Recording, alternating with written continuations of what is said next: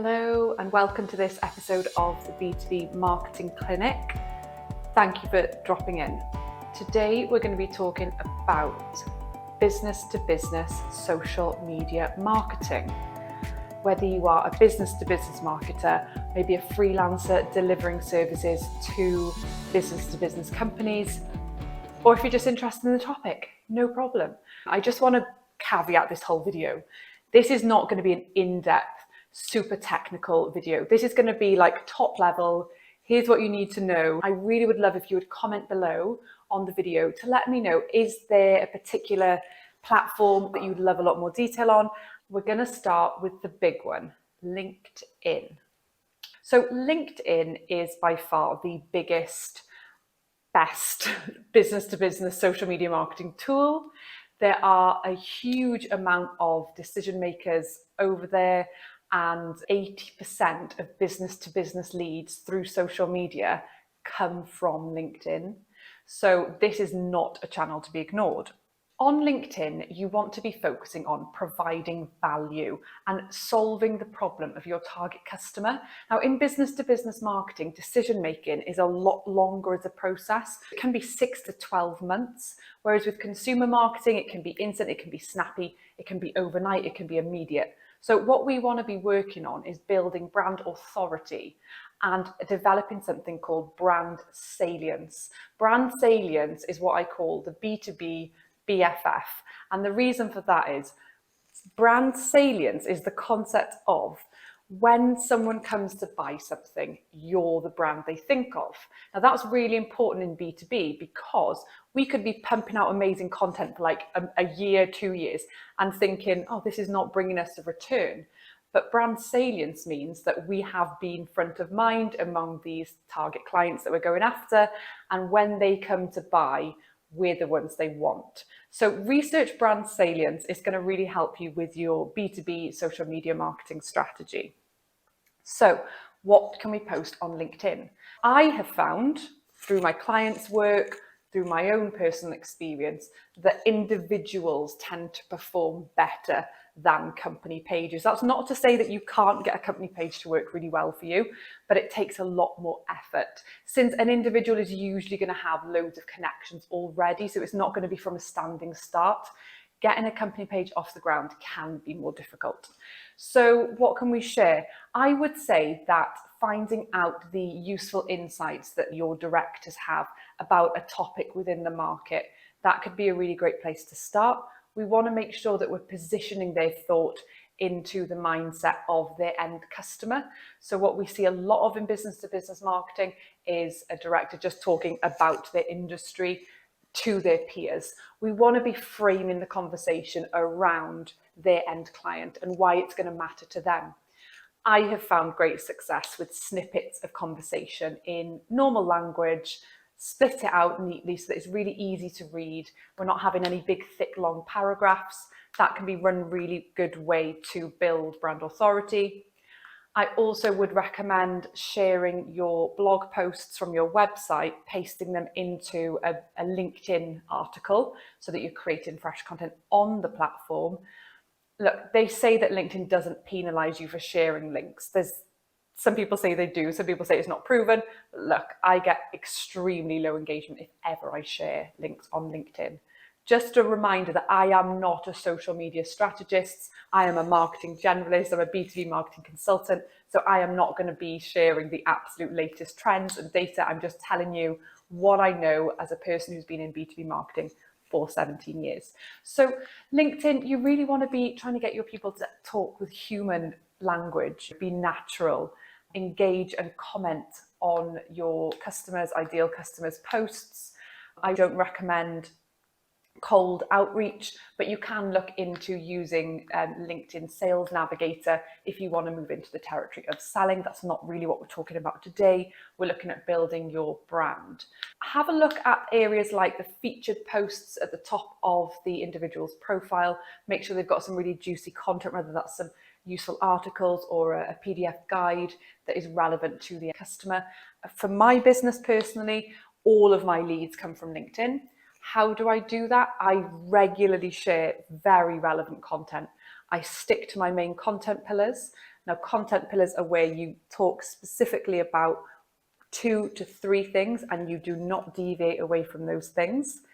I would suggest selecting 2 to 3 for the brand that you're representing or for your own brand, making sure they're built around the pain points of your end customer. In my content strategy, for example, on LinkedIn, I regularly push the pain points of my end clients who are directors of, say, property and construction professional firms. I use LinkedIn to target my client side of the business where I do consulting work. So I will regularly talk about the downfalls of not having a marketing strategy, why a company may not be seeing results from their marketing, how to set a budget for your marketing. I talk about the same thing but coming from loads of different angles. And something that I see very regularly is companies afraid to talk about the same thing, but what's obvious to us is not always obvious to the end client. Let's talk about Twitter. I have 2 different trails of thought on Twitter. On the one hand, one of my favorite descriptions of it is being called the water cooler. A friend I work with talks about the water cooler and this idea of this is where we meet and we chat with other like-minded marketers and we learn and we network. The predominant use that I have for Twitter is to grow my network and learn. So most of the people I work with today, I have found on Twitter. Interesting. I learn a huge amount on Twitter. People say stuff and you hop in and they respond and then you're in this whole cool, amazing conversation. Twitter is essentially like a live news feed thought platform. So what we want to be doing with Twitter is using it to build networks and create conversation and learn. But there's this other side of me where I have gained leads from Twitter. I literally got one the other day and I was quite staggered. I just posted something about the budget needed for successful marketing in B2B. And I had noticed a particular guy had been liking my posts over the past, I would say, 3 months. I tend to find people become on my radar after a while. I think, well, I'll probably hear from them in the next 1 to 2 months because I'm getting that brand salience. They're starting to notice me. They like what I'm saying. I reckon they'll be in touch at some point. Now, this particular person, only last week, tagged in the CEO of his organization into one of my posts. And I'm like, ooh, he's influencing the overall decision maker. I wonder if I'll hear from them. I'm not pushy. I don't ask for anything. I follow back. I thank them for sharing the content. And what do you know, 2 weeks later, a form is completed on my website saying, hey, I'm the CEO of this big company. We'd love to talk to you about XYZ. And as it happens, they are way down their buyer journey. They just want to know the rates and they just want to know how quick I can get started. I don't want to write off Twitter as a really great lead generation platform. I grapple with this personally. I see some brands in B2B do really well on Twitter. Whether you're looking at it as the water cooler or as the lead generator, we want to be putting out short, sharp, snappy, valuable ideas like 3 things you need to do for this is bum, bum, bum, really snappy, really clear, get to the point, be consistent. I did read a really cool piece of advice, and this actually relates to LinkedIn and Twitter.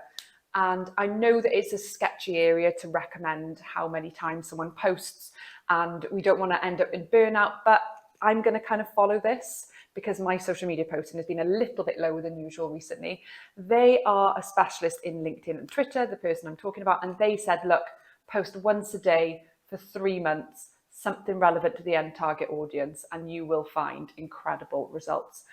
I wouldn't mind betting that that is absolutely on the money. I'm going to do it for the next 3 months and let's see. I love posting on those channels anyway. I am going to make it relevant to my end target audience. So think about the overall marketing plan for your company or the company that you're employed as a social media manager, and think about the types of things you can talk about. So let's say they've got a big bank of content. They've got some articles, they've got some useful guides. Think about how you can take content out of those key points, recycle it, and you could even make a key point and then underneath it tag in, if you found this useful, why not visit the whole article? I don't know why, but I spend a lot of time on there, and this is not coming from a place of like guru knowledge, but I just don't like putting links in the first tweet. I like to share a tweet, and then if someone's piqued their interest and they have a little look underneath and they're like, oh yeah, I'm going to have a bit more of a read about that. So that's how I share links. Again, no science behind it. I've been on the platform for 12 years. So you just kind of get comfortable with what is and isn't appropriate. It is kind of like a quirky, cool place where you can just be yourself and talk about random stuff. And you tend to find like people will just contact you out of nowhere and be like, hey, I'm the same. And it's just a really nice place. But from a B2B marketing sense and getting results for a company, you definitely want to be thinking about the overall content strategy. What data can you find that is going to be relevant to the end customer? Keep it short and snappy. Promote what's great about the company. Use great visuals. Again, I could do a whole video on this stuff if needed. This is a whistle-stop tour. Okay, Facebook for B2B marketing. Where do I start? I, as a person, only now use Facebook for marketplace and for any groups that I'm in. So I don't even have a single friend on there. I look like a bit of a strange person. I've just got this picture and it says 0 friends. I do think there's a place for Facebook within a B2B marketing strategy.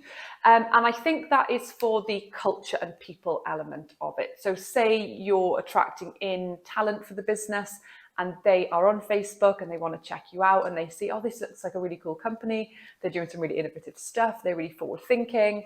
Here's the events they're, partnered with or hosting or attending or sponsoring. Here's some cool stuff the employees are up to. Wow, look at the benefits of working for this company. So I think Facebook, yeah, from a recruitment point of view and a culture building point of view, if you have the resource and the time, I would use it. I am not going to talk today about advertising. This is about organic social. I think that is a wholly different topic. And I would always advise an organic strategy be implemented before venturing into any form of ads, because at least you're going to start to understand some baseline data. So we're not talking about ads today. That is a different kettle of fish. And just, the end customers are on there. So it's not the quickest route to them, like LinkedIn would be a better route to the person that your B2B company is targeting. But, these people are on Facebook, I suppose. Do they want to follow you? I doubt it. They probably see Facebook as a place to escape work. So outside of the culture side of things and employee engagement and maybe a little bit of client interaction, if they really love you, I would say Facebook is not your highest priority, but probably nice to be on. That leads us nicely into Instagram. Ooh, I'm falling out of love with Instagram at the moment. I just find engagement is getting harder. It's like an uphill battle. That may be because I'm in love with TikTok right now. Who's with me, who's not? We're going to lose friends over this. So Instagram is a really great channel for B2B. The demographic of people on there is not as young as people tend to assume.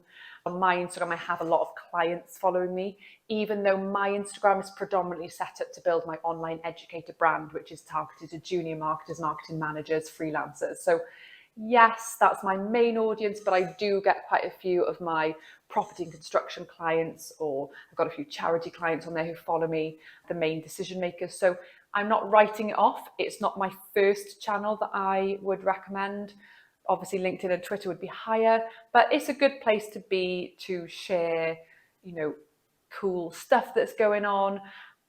The worst way that you can use Instagram, and I would suggest just not being on it at all if you're going to do this, is literally just having as a social media assistant, literally just being like, I don't know what to post. Let's just post a picture of our Christmas party, or let's do a day in the life of our marketing assistant, because basically all you're doing is the social media strategy just becomes about the marketing team, and it doesn't reflect the company well. So have a look at some brands that are doing really well with Instagram, such as Adobe, who are B2B, Microsoft is B2B, MailChimp, Look at those guys and have a look what they're doing and try and make the mundane stuff interesting. Is there something cool that your company does that someone would be like, whoa, I didn't realize that that happened. That's a cool process I had no idea about.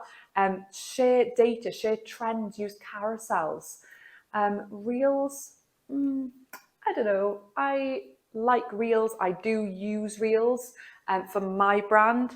I think that for B2B company brands, it would need to be more educational content. Yes, interesting. Yes, not boring, but still relatively professional. And thinking of it as how can I get across a really key point that is relevant to my buyer within a 60-second window. That is how I would use Reels if you're going to do it. This brings us nicely to TikTok. TikTok and B2B marketing is one of the most exciting debates I have ever experienced in my 17 years in marketing. I am so excited by this conversation. I am on TikTok.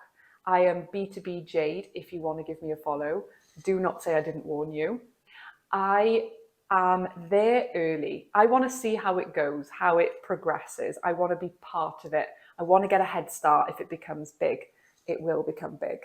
And I mean, I'm not saying it's not big already. It's like the biggest platform there is, but I mean in B2B marketing. At the moment, if I mention TikTok to my B2B clients, such as an architecture firm or an IT company or something of the like, I literally get told off. I get told off. They're like, don't you talk to me about TikTok? I don't want to know. And they are doors shut.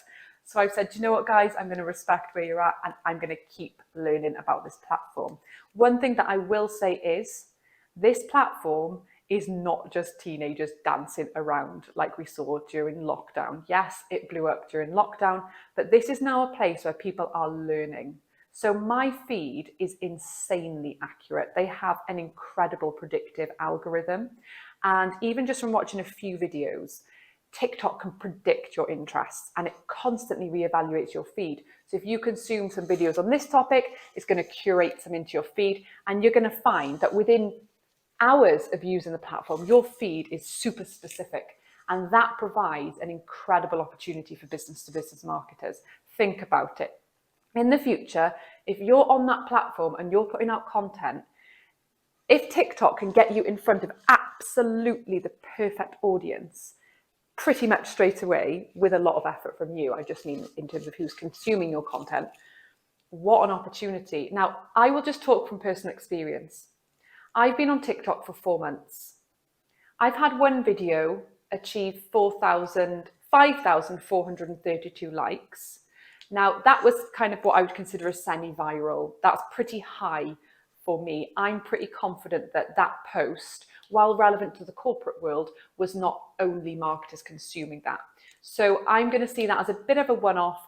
A really well-performing post to me is more like the 300, 400, 500,000 likes mark. And I'm just going to say to you this, when I look at my likes, pretty much every person has a smart profile icon who looks like a social media manager, a junior marketer, a marketing assistant. Every comment I have is super specific to the type of person I'm targeting. And that excites me immensely. Instagram, it can be a bit of a mixed bag. I got 400 likes on a reel the other day. And when I looked at who liked it, many of them were just complete randoms who have got nothing to do with what I do, maybe even no bio at all. TikTok, the audience is spot on for me. So I'm seeing really fast growth on TikTok in the sense that I want slow, steady growth. I want to attract the right people. I don't want numbers for numbers' sake. I am running uphill at the moment for my link. If you don't know this, you need to hit 1,000 followers to get your link. I love voiceovers. I find them so funny and I don't know why, but I can just reel them out super quick. So I'll do like 12 TikToks in like an hour and then I'll add the text later when an idea comes to me because I'm quite good at voiceovers. So I just really enjoy that as a little hobby thing. So yeah, keep an eye on TikTok. I would suggest that at very minimum, you become a user on the platform and start to look at how B2B brands are emerging on there. I'm going to do another video specifically on TikTok. I feel very passionate about this platform. So we need to keep an eye on it, and we need to recognize that it is an education platform. The last thing I'm going to say about this is that Gen Z, who are typically associated with this platform, these people are no longer kids. These people are anywhere up to like 24, 25 now. So they are entry level in the corporate world. They are our decision makers 10 years from now. They need to be nurtured. We need to grab their attention where they're at. So if we're spending all our time on platforms that this generation are not buying into at all, we're not future proofing our brand. And so what I'm doing is I'm future proofing my business. I'm in this for the long game. I want to make sure I get a head start over, I don't want to say competition. I don't really think about competition. I just do my thing. There's enough work for everyone. But if your B2B brand wants a head start and you have got the resource and the inclination, head over to TikTok. I will die on this hill. I feel strongly about it. I'm excited about it, okay? What I want to talk about is YouTube. YouTube is huge, okay? Something like 76% of buyers say that they use video to inform their decision-making process. This means that people now want to consume content more passively. They don't want to sit there and read an article all the time. I'm sure it forms part of the mix, but video is a great way to educate and take people on a journey. How do I use video? Look, my YouTube channel is going to need a lot of work. I'm going to be enhancing it a lot. But when I have been on a discovery call with a potential client, I will follow up with an email to say, hey, great to talk. Here's the rates through this link. Here's a really useful video about the importance of having a marketing strategy. You might want to have a watch. And if you can do that as a B2B company, create videos that are directly linked with how your end customers buy, that's going to be a great place to start. And then you can move into topics that are interesting to them. But I think specifically help them to buy first. What are their objections? What things prevent them from buying from you? What is going to speed up their decision-making process? What's going to convince them that they need what you sell? If you're representing a company, you can look at hiring a videographer to do, say, batch 8 to 10 videos in a day's shoot and then a day's editing that you would pay for. And in order to come up with your topics, you want to be installing something onto YouTube called TubeBuddy. So I recommend starting with ask the public to come up with topic ideas, speak to your business, and if you're involved in the overall strategy, you should know this too. What are the customer pain points? What can we talk about to them as topics that is going to be valuable? Type into ask the public the key phrase. It could be, cardboard box manufacturing process. That is really weird, but that could be one. And then it will show you what people search related to that topic. Then you can come up with a draft title for your YouTube video and type that into TubeBuddy, which is a plugin that goes onto your YouTube. And you type in the topic and it will tell you basically how well that would perform as a video. Because really you want to start with the title of your video before you start planning an episode. You want to make sure that it's going to be SEO friendly, that it's going to rank, that it's going to get views, that it's going to be of interest. So using those two tools can help you to make sure that you plan your content really well. I can't believe that I didn't talk about YouTube basically first. YouTube, it needs time and attention, and it needs to be part of the overall marketing strategy. But I think video is a huge part of B2B marketing and the overall mix within your content strategy. The last one I'm going to talk about has been coming up a lot, and it is Pinterest. Pinterest seems to be a super emerging platform in the sense of people are really starting to notice the fact that it's not just mood boards for when you need to do out your utility room. There's a lot more ads on there, and it's becoming a lot more of commercial, and people are realizing that there is opportunity for their brand. Pinterest, I'm not really excited about right now. The main reason for that is in B2B marketing, we tend to spread ourselves too thin. And so the reason that Pinterest is not something I would recommend to people. Is that it's going to take a lot of work to get it off the ground, because any social media channel does. And if you're not already established on LinkedIn, Twitter, maybe Instagram, which are the three I would suggest, then I would say that Pinterest is not going to be right for you. But it's worth reading up about Pinterest for B2B marketing. You can do a lot of brand building, authority building. People do consume blog type content, infographics, so links to your blog, but you're going to have to make sure it's of interest to the target audience and piques their interest. So for example, if I'm doing like a rebrand for a client, I might go through design portfolio examples and I'll be pinning them to a mood board. And so naturally I'll be thinking, ooh, that's a cool design agency. So thank you for listening to that. If you like what I've been talking about, there is something else that you can do next with me. If you want to go to my website, tambinimarketing.co.uk/events, you can have a look at my upcoming B2B marketing clinics. It's a place where you can join. You can ask me anything that you want. So we start with a short presentation and then we dive into a Q&A, and I will answer to the best of my ability. Please comment on this video. Ask me anything you like. I will come back to you in the comments, and if it's really juicy, I'll even record a video. Be sure to subscribe to my YouTube channel if that is what you're watching this on.